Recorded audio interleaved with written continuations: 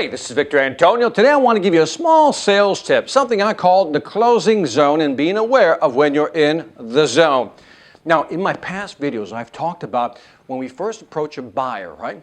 There's going to be some resistance to your buying process, right? In other words, they're going to resist buying. They don't want to buy. They're not ready to buy. Maybe they have a need, but not enough urgency. Get the idea? So our job as a salesperson is to what? Reduce that buying resistance. We do it through presentation, we do it through demos, we overcome objections, we block objections. We're doing all the right things to demonstrate our value. But sometimes we try to close the order before we enter this, let's say, magical line called the closing zone. And when we do it before we get to that line, in other words, we close too early, people are going to say, let me think about it. Now, I also seen the other extreme. Some people are so good at present the value, everything you need to quantify the sale, in other words, the value of your product, that you move into the closing zone almost immediately. But what do most people do, especially rookies?